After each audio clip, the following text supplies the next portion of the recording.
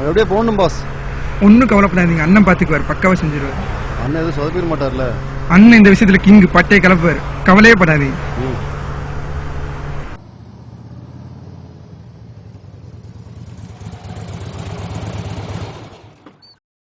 வாங்க அண்ணன்னு பார்க்கலாம். சரி.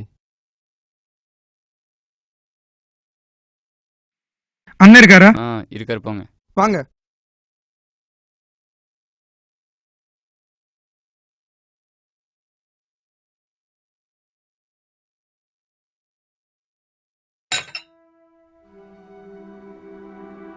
வணக்கண்ணா. வணக்கண்ணா.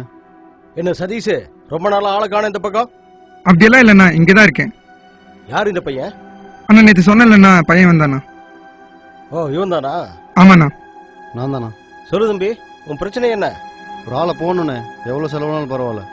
முதல்ல உன் பிரச்சனை என்னன்னு சொல்லு, ஆளை போடணுமா வேண்டாமான்னு நாங்க முடிவு பண்ணிக்கிறோம். பிரச்சனைலாம் சொல்ல முடியாதுண்ணா, உங்களுக்கு தேவை காசு தானே, எவ்வளோ வேணா வாங்கிக்கங்க. நாங்க கூலிப்படை கிடையாது, அதுக்குன்னு வேற ஆள் இருக்கு. இங்க என்ன பிரச்சனைன்னு சொன்னாதான் அதை கேட்டு நாங்க களத்துல இறங்குவோம். என் தங்கச்சி வேலைக்கு ஒருத்தர் சீரழிச்சு கொண்டுட்டானா, அவன் பணத்தை வச்சு சட்டத்துல இருந்து தப்பிச்சிட்டான். என் தங்கச்சிக்கு நடந்த கொடுமை அவனால அவனை எந்த பொண்ணுக்கும் நடக்க கூடாதுண்ணா, அவனை போகணும்னு.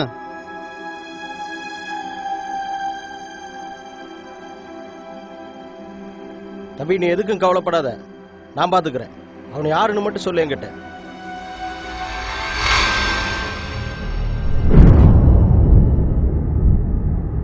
தூக்குடா அவனை.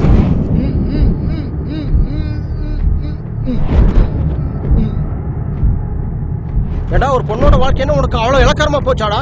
உன்னை பெத்த தாயும் ஒரு பொண்ணு தான்டா. பொண்ணுங்களை தெய்வமா நினைக்கிற இந்த நாட்டுல ஒரு பொண்ணோட வாழ்க்கையை சீரழிச்சிட்டேடா நாய.